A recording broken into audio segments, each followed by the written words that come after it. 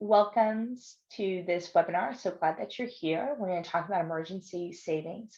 I'm Susan Toalson McGinty, and I'm a certified financial coach, which I just love having that credential and the education experience to be able to talk about all things financial wellness, because I think it is key to true personal empowerment. And this is my amazing colleague, Shannon. So Sheri, take it away. Hi, everyone. I am so excited to be talking with you all tonight. I am also a certified financial coach, and I have a real passion for wanting to see people succeed with their financial journey. And life happens, and we know that. And that's why we call this the no judgment zone, because we don't judge. And we're just so happy to have you join us and share in the experience of learning about something new with your finances.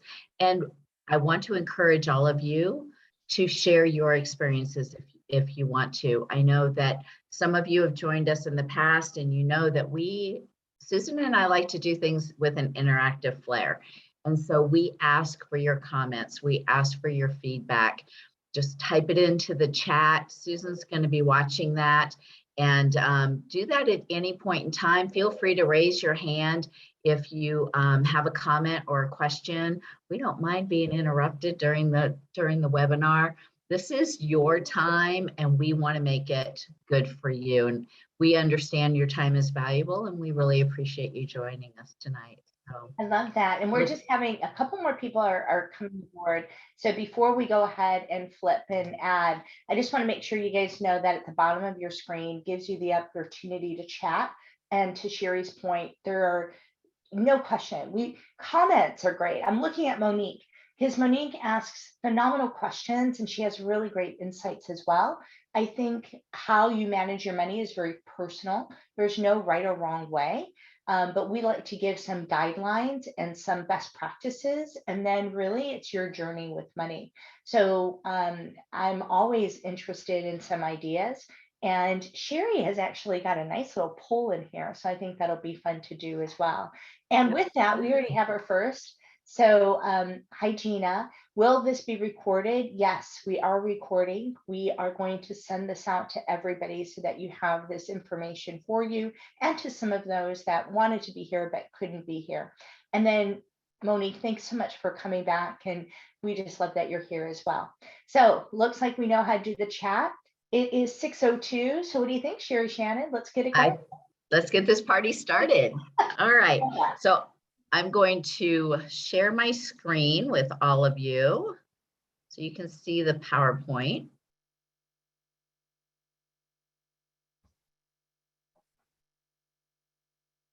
Oops, hang on. Look, there we go. Oh, perfection.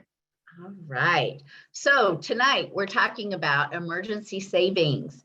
And we all know that everybody is feeling the pinch of inflation. And you're probably wondering, how am I going to be able to save when I'm still spending more money than I ever did at the grocery store, at the gas pump?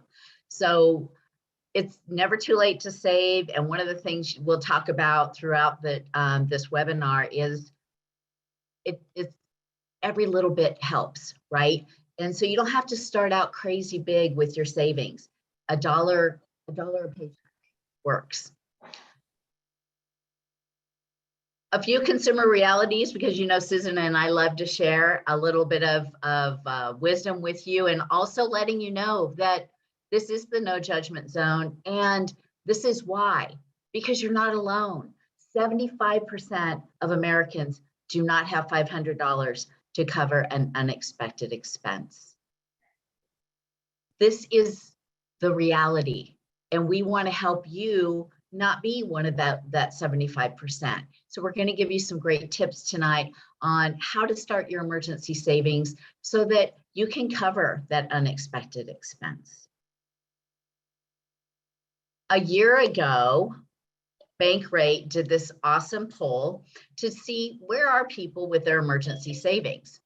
They just did a new one in June, and oh my gosh, there are only 24% of the respondents who are actually have more savings than they did a year ago. Interesting. It Well, is and what interesting. surprised me about that, Sheri, is, with COVID, there was such an influx of money that came into the market and just to so many. And it's fascinating to see the emergency savings compared to a year ago, where we stand today. So clearly, I wonder if inflation has really eaten up, because I really do think that there were a lot of Americans that kind of got themselves on a decent footing during COVID, when things were suspended and things were kind of, pricing was at a more, what we would have considered a normal rate. And I'm wondering if what we're seeing here is the indication of inflation. It could be a little bit of that, but this survey was done in June, and I think the first signs of inflation were what, early May, maybe? I can't remember. I feel like even a little earlier, but I don't. Yeah, it could have been. But what I'm wondering too, as we came out of the pandemic, we all became more comfortable getting out, shopping, spending, traveling. And so I think some of that too could have contributed. It's these life changes, right? During the pandemic, I think a lot of people started saving more because they realized, oh my gosh, I didn't expect these things and I better hold on to what I have. So I think this is very interesting as well. But not, this 10% that have no savings, that is a reality that we've been seeing for quite a while. Yes. So, which is why we're here today. Which is why we're here. All right, so I have this quick little poll on how comfortable are you with your level of savings? Oh, this is fun. And it's anonymous. So the poll is totally anonymous. All anonymous. Yes. So please. I love it. I love to see how it changes as people are answering, and this is really fun. Yes.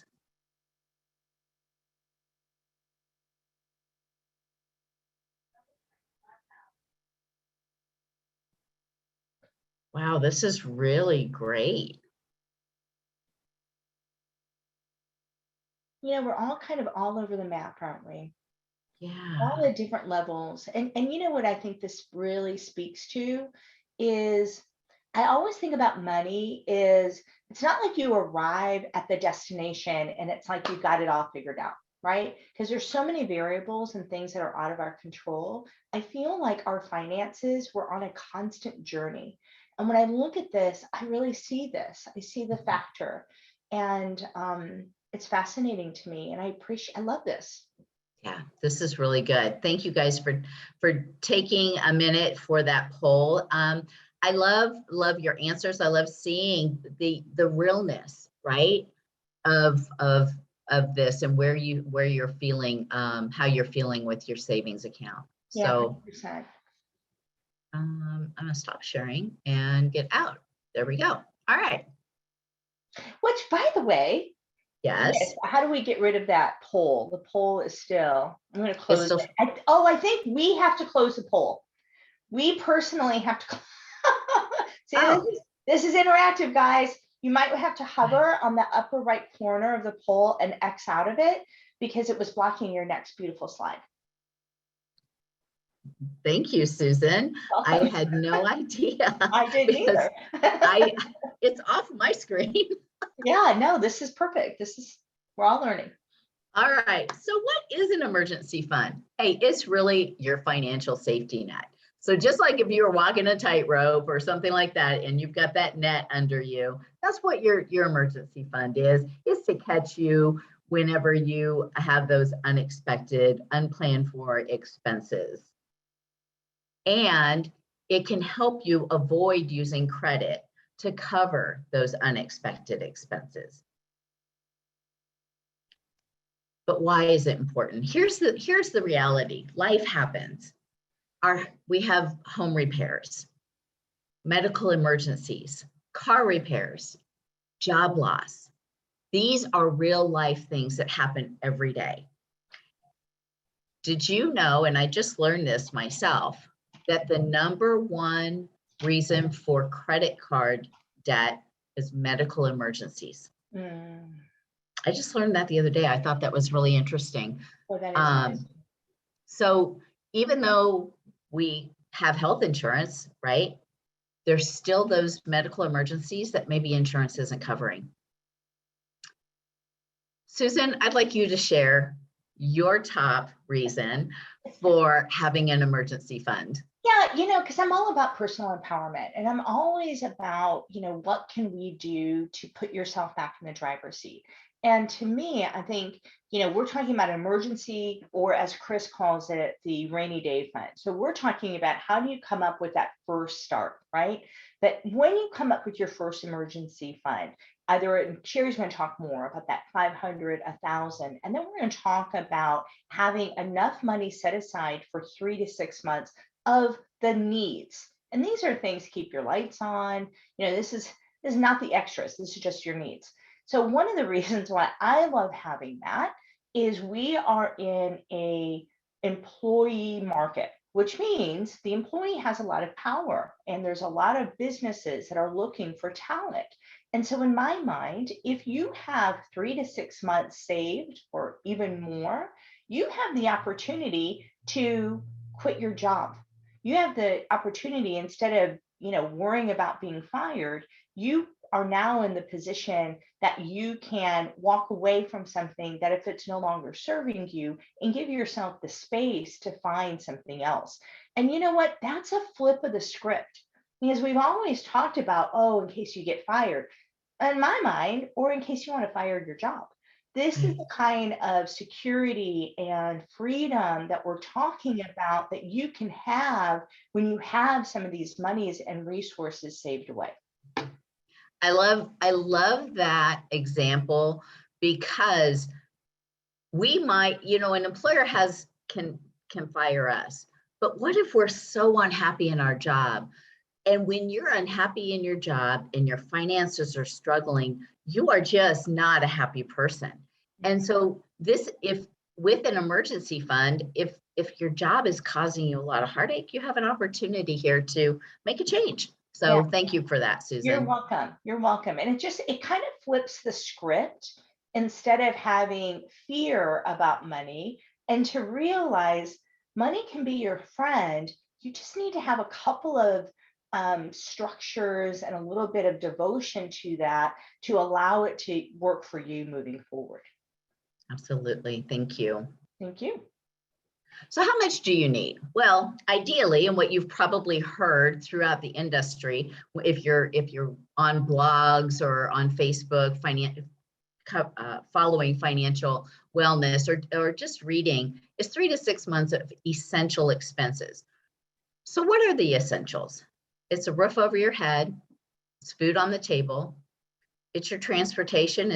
Might be a car payment, gas for the car. Your insurance, whether it's renters, homeowners, car insurance, life insurance, utilities, healthcare, if that's not already being taken care of by your employer, childcare, if you have kids that are not in school, and even if they are, and you're working, childcare is probably an expense that you have. And if it means getting to work, then it's an essential. These are the things that you need to plan for in your emergency fund. It's not eating out, TV, apps. One thing that's not in here, and it just came to me, your phone. We don't have landlines anymore. Most of us don't.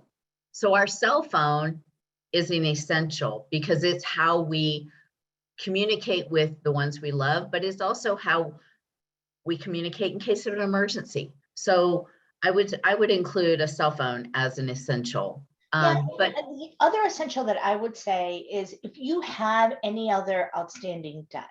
So if you have a Visa card, and we're going to have a whole conversation about credit scores, because we have a real philosophy that credit cards can really be your friend, but only if you use it wisely and you're paying it off in full. But as Sheri noted, most of us can't come up with $500 for an emergency fund. So in essence, the credit card becomes our way to handle emergencies. And I get it. I mean, that's just kind of an American thing. So if you are in a position and you're thinking about your 3 to 6 months of essential expenses, one, you never want to quit your job if you got that kind of unsecured debt. Just let's level set on that. But two, you do want to think about your essentials that are any other kind of revolving debt that you have. Because what I don't want is for you not to have enough money and then it starts to compromise your credit score as well. Absolutely. And I'm just going to throw something in there though. If you are in a situation where it's a job loss or something's happened in your life and you can't work and you have debt, reach out to your creditors and let them know that you are in a life situation and ask them how they can help you. It might be they can defer your payments for a period of time. Exactly. They might be able to lower your monthly payment for a period of time. Whatever it is, do not hesitate to reach out to your creditors because they can help you. And if they know that you're struggling and that a life event has happened that's going to compromise your income, they want to be there for you. Yeah. This will eliminate bad credit reporting. You know what, Sheri, thank you for that, because that's so important. We're kind of getting a little off topic on that, but that's so important. Is sometimes when these things happen, you want to put your head in the sand and you don't want to have to deal. And I hear that, I understand that. However, the only thing like a credit union or banks, I mean, I know how we are with our members. The only thing we can't do is when a member stops communicating with us or aren't letting us know. The minute we have that kind of information, to Sheri's point, we will do everything in our power to get you in a position so we can help you through your crisis. So I love that, Sheri. Thank you so much for bringing that up.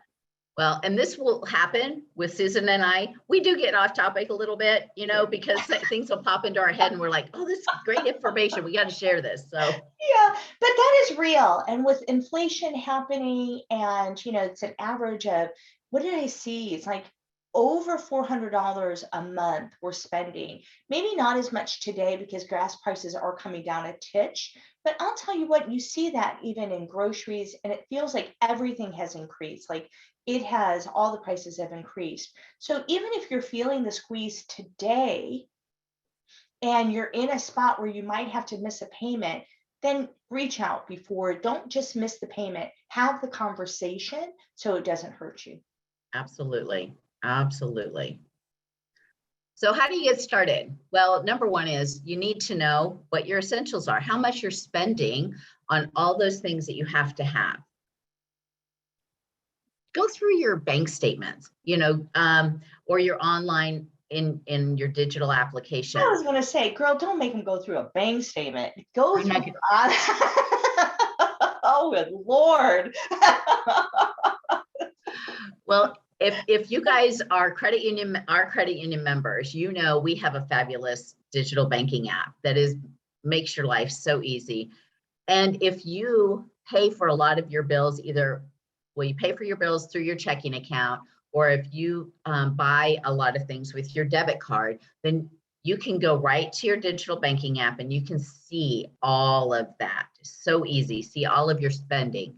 But you want to add all that up and see what it is you're spending. And then you want to say, okay, what's a realistic amount that I can start with, right? Okay, say your monthly expenses are $4,000 and you're like, that's going to take me forever to save $4,000. We don't want you to start with that. We're going to talk about starting small. You're going to start small and you're going to work towards bigger, but you have to determine what works for you so that you're not dipping into that emergency savings to cover your groceries or to cover housing or one of the essential bills. You may have to make changes to your current spending. That's the reality, because the emergency fund is really important. And you may have expenses out there that you really don't need right now that will help you So evaluate, what can you cut out or what can you cut down? Think about your homeowner's car insurance. Those are things that we should be looking at least annually, maybe every 2 years. I don't know. I don't know how often the norm is, but reevaluating it to see, is there something less expensive out there, but I'm getting the same value? Look at your subscription services. I don't know how many times I've subscribed to something and then I forget about it, but there's a fee that either comes out monthly or annually that I don't think about it, and it just continually comes out. And those little fees will add up. So take a look at your subscription services. It might be gaming apps, it might be TV apps, maybe it's books, because I don't know about all of you, but I love listening to books on my commute. And so I have that monthly fee that comes out. Now that's something I use, so it's valuable to me. But you might have something that you realize, oh my gosh, I don't need that anymore. So I can cancel that and there's $5, right? So look at your spending and see where you can cut out or cut down. Or, you know what the go other ahead. thing is? I mean, because honestly, we just did this.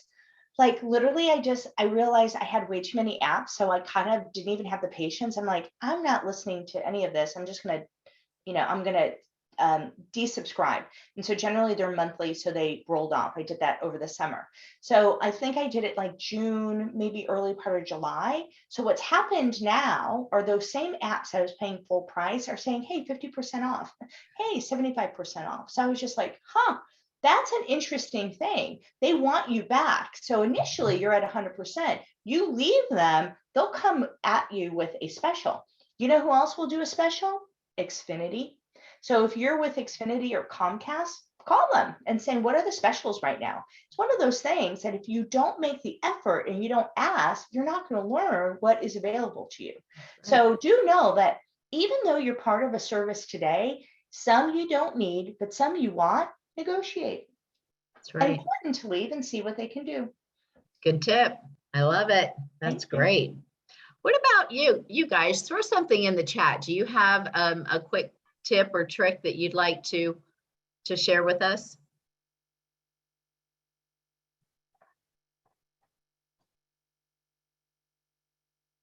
Okay, I'm going to move on, but if you think of something, just throw it in the chat and we'll catch it. All right, Chris Vincent, thank you so much for sharing. Stop eating out. Anyone LOL, and I'm going to LOL too.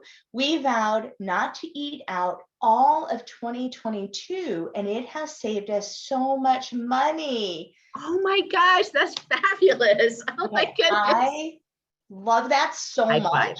That is, I'm just going to celebrate for you because yes, that's a big commitment too. And so, Chris, I want to hear more about that because maybe we can kind of share about your family and hear how you did it and share it in other webinars. So Chris, if you're willing, I'm going to reach out to you because I'd love to learn more about how you made the decision and the why behind it. And I think that would be fantastic.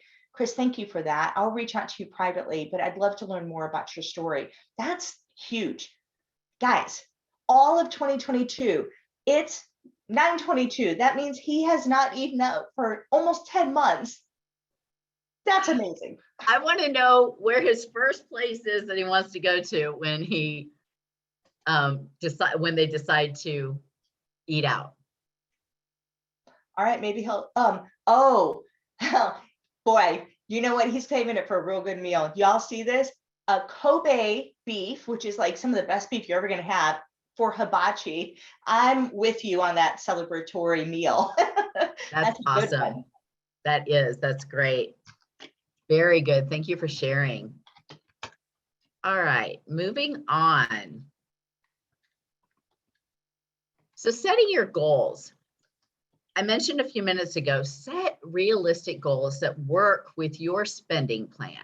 So you want to make sure that it fits within, and when I talk spending plan, some of you may not have participated in our spending plan webinar in the past, but your spending plan is your budget. Okay, but we like spending plan because it's not so scary and it really is easy to follow, but just make sure those goals work within that spending plan. Can you Start refresh the small. spending plan? Would you What's mind that? giving, can you give the percent, did you already give the percentages of No, what I the haven't. optimal? So the spending plan is really a 50-30-20, where 50% of your take home pay, that's what you have after all of your taxes and deductions, is set aside for your essentials. 30% is for your wants and 20% is for savings. Knowing that all of ours are going to be all over the board, but that's kind of a ultimate goal, is to have a 50-30-20. The reason for that 50-30-20 is that once you know that your bills are being paid and you're putting money in savings, you still have some cash to do the fun stuff, to do whatever you want. That is something that you can work towards. Now, yours may not be a 50-30-20. Your ideal might be a little bit different. But as long as you know that your bills are being paid, you're putting money into savings, and you have money to have fun, then you've got a good, solid savings plan for life. This is something that will stay with you for the rest of your life. Susan, anything to add to that? No, I love it. She calls it the easy peasy spending plan. And I think it's really helpful on a macro basis because I remember having, a family and small children and just saying, what's best practice for the amount of money that I have coming in? And I never had anything that I can quickly look and try to get a sense for how much can I afford for housing costs or car costs. And this kind of at a very high level, you can see the money that's coming in and think, okay, 50% of this paycheck should be going towards my essentials. And then 30% should be for fun and 20% be for savings. And that also includes your 401k, guys. So if you have a 401k and you've got a good chunk in there, then know that that's a percentage that's already working for you. And that's included in that 20%. But you do want to start building this 3 to 6 months of expenses and then ultimately to 12 months of expenses. And that's it. That's a big goal, guys. That's a big goal. And those of you that have children right now, it's tricky. And so we're going to give you some tips on how to look at some areas of money that may be coming in to help you with that goal. But I do want to give you just some grace in knowing that when you're raising a family, you are in a cycle, you're in a season of life. It's part of the journey of money where kids are just expensive, super rewarding and amazing. And I wouldn't trade it for anything. But also, I mean, it's hard on the wallet when you have kids. It is hard on the wallet. And I really want to know, I don't know if I ever changed my spending habits, except now I'm spending that money I spent on my son on myself. I don't know, but I should have I done think you're better. spending it on your grandchildren. I'm just saying. Oh, well, yeah, there's that. So when you're starting out, start small, set yourself some realistic goals. Maybe it's $100 and Yes. then it's $250 and then it's 500, 1,000. The ultimate goal is to get to 12 months of expenses. That's huge. Now, but that's why we say start small, make it realistic. Make it so that you're putting in an amount of money that you're not really going to miss a whole lot, that you can leave in your savings account. Sometimes, and I know I am very guilty of this, I thought, oh, I'm gonna save all this money and I'm gonna put this huge chunk of money every payday into savings account. And what happens before the next payday? I'm pulling that money out because I need it for my essentials because it's just not realistic. I've done the So same thing. even if it's $1 Yes. a payday, whatever you can realistically start putting aside, you're going to start realizing a goal. You're going to reach that goal. Give yourself grace, celebrate when you reach a goal. Celebrating is so important. As was it Chris that was talking about how they're not eating out for a Yeah. year? Yeah. you're going to celebrate when you've met that goal. And we're just going to, we want to see pictures. We want to see that I celebration. do. I've got his contact information. I am going to reach out to those of you that are on. Stay tuned for future episodes because I want to spotlight Chris and his family. I'm really interested in their why, their reasoning, and how they were able to do it. Selfishly, it. I just want to learn it. Absolutely. So I think that's really inspirational. And so he's very kind enough to be willing to share with us, Sheri. So I'm excited. I love that. That's great. Thank you so much, Chris. Appreciate that. Let's see. All right. Here's a few tips on how to get started. I know we're only a quarter away from tax refunds, but maybe there's a year-end bonus in your future. If there is, or if you have some kind of extra money that comes into you, think about using a portion of that to help get you started. And oftentimes, guys, that's the trick. It's find the found money. We all get these random checks. At the end of the year, if you haven't really tapped into your insurance, you might get a dividend check. That's a place to start your emergency savings. You get a tax return. There was some other random state of Illinois refund check that just went out last month. I didn't even know what that was about. I didn't get it, but I know a lot of people got it. And I was like, there it is. So when you see these found money, celebrate. If you want to take a portion and have some fun with it, fair enough, no judgment, have fun with it. But then think of this as an opportunity to save for your future and to get started. Because I will tell you, it's tricky when you're in your salary. The other area, so I wanted to just share, I just think that right there, or side hustle money. Everyone's got a side hustle these days. It's those things that you do off hours that's really going to help you get a savings account and ultimately really start to accumulate some wealth. And that's really what I want for everybody, is to be in that place of wealth creation. Oh, I love those tips. Very good. Oh, all right, Monique, you're awesome. Okay, here's what she wrote. Automatic deductions are such a gift. Amen. Because you don't know what you don't know, or That's what right. you don't have. You can't spend it. It's amazing how quickly we learn how to live without the deducted amount each month. P.S. Yes to the side hustle. Everyone's got themselves a side hustle. It is the way to go, and it can help you with tax deductions. So there's a real dividend with that. What Monique just said is really powerful. If you're going to get a raise and you're making it on your current salary, start automatic deducting that portion of your raise right into a savings account, and then watch that number continue to grow every month. Monique, automatic deductions, brilliant. Thank you so much for sharing that. I love it. Thank you, Monique. That is absolutely a great tip. Thank you. And then I'm curious about who else has got some ways to bring in some extra money, or any tips, or how have you started? Because we know, Sheri, that some of our attendees have given us some of the best information that we've been able to reuse. Absolutely. We do get great information from all of you. Susan, I know this second one is one of your favorites, and I'm going to let you talk about that. I love that. So I don't know how many of you are members of the credit union. I'm kind of curious about that. So if you want to chat up, if you're a member or not a member, that's great. If you are a member, then we have this really fantastic digital app. And not only can you remote deposit your checks, right? And you get access to them right away.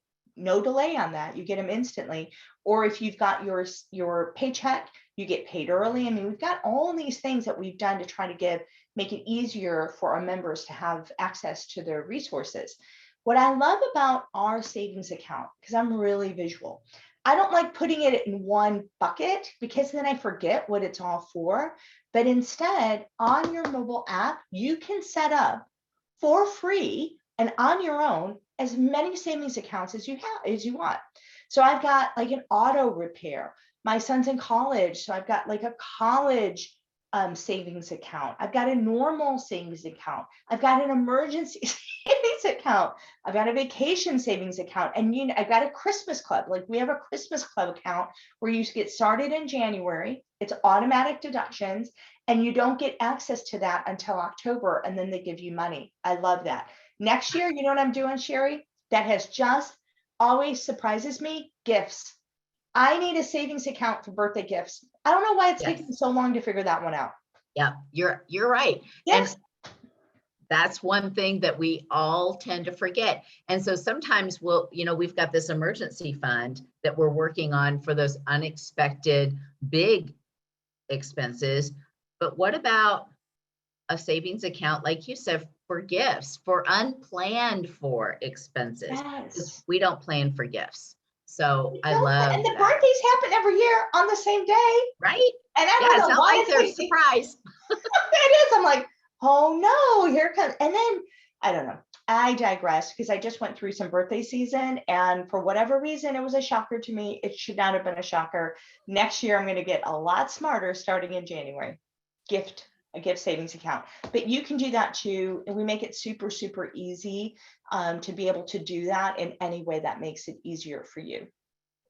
Absolutely. And it's a huge time saver for you, but it's also when you build that savings account for your emergency savings or whatever savings it's going to be, and you set up that automatic deduction, you forget about it. And one day you open your account and you're like, holy cow, how did I get all that money?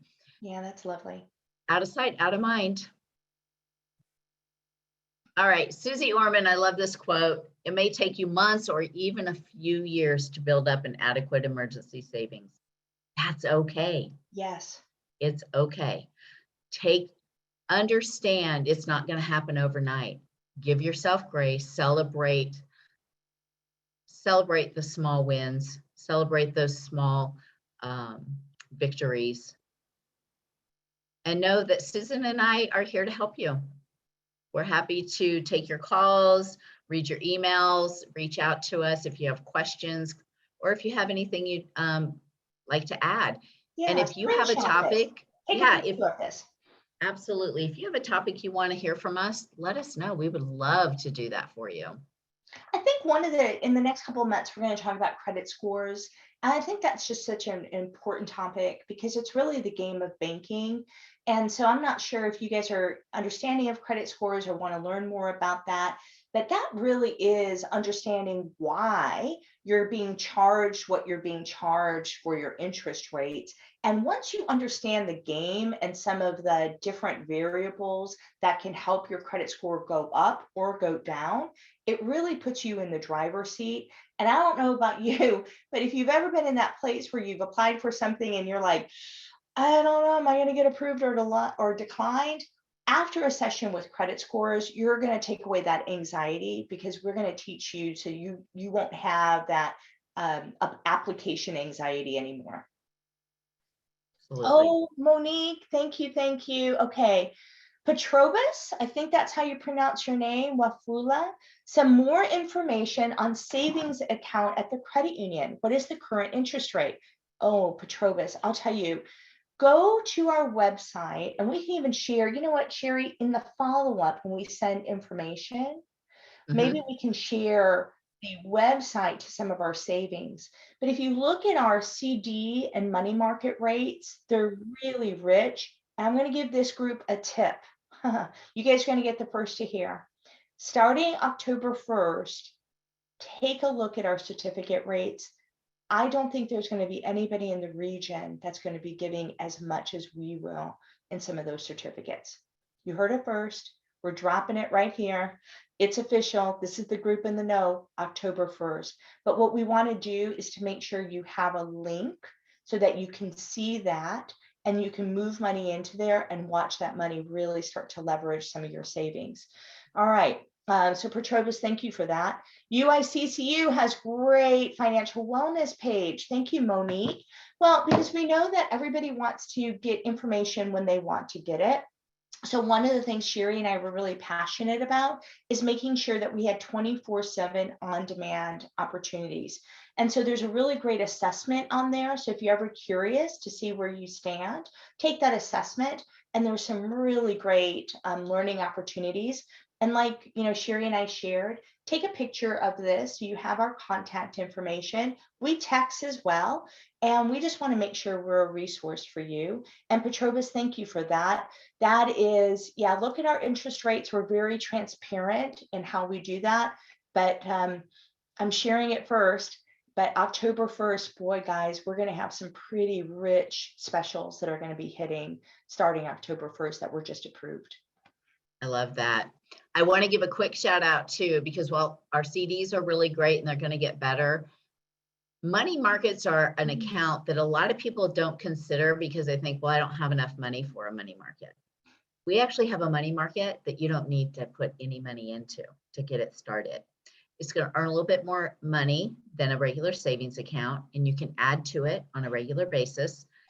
As it grows, so does the interest you're earning on that account. So look into that. I know I'll get a lot of people that ask, well, does it tie up my money, or am I limited to the number of times I can withdraw? Well, number one, if you use it as your emergency savings, then you only want to withdraw in an emergency, but you do get 6 withdrawals a month. So, but I just want to throw that out there too, because a lot of times I've heard a lot of people say, well, I don't have enough money for a money market. You do. You don't need a lot to start out with at all. Sheri, thank you for that. I think we get into the world of CDs and money markets, and it can be somewhat confusing. I often wonder if we should have a webinar just really talking about the differences between CDs and money markets, because there's all this language out there, and sometimes it's just hard to keep track of it all. I agree. I think that would be a really good future webinar. No, so Maybe it's products and services. Products and services. Oh my gosh, Angela Martin. Yes, please. Okay, I love that feedback. True. Thank you. I think we're on to something. You guys are so terrific, and we just really appreciate your time. We just love that you're here and that you're taking time out for yourself. But really, guys, we are all about helping you all leverage your resources. You work really hard for your money, and we just want to make sure you're maximizing that and growing that money and really getting into a place of true financial empowerment. Love it. Thank you guys so much for joining us tonight. We really appreciate you. I will be sending this out to everyone who registered. You will get a copy of the recording, and then feel free to follow up with us if you have any additional questions. And don't forget, October 1st, we're going to send you a link as well of the website, our website that has all of our savings rates, or CD and money market rates. So look at them today, but then look at them October 1st. And I'll tell you what, I'm pretty excited about, we've expanded into the Bloomington normal market. We're now in Danville, and we just want to make sure that this expansion is really more opportunity, more relevance back to our members. And that's what we're here for. And so we're excited to be able to splash that out in October. Good things coming. Yeah. All right, guys. Have a great night. Thank you. Thanks so Have much, a great everybody. evening. Take care. Bye-bye.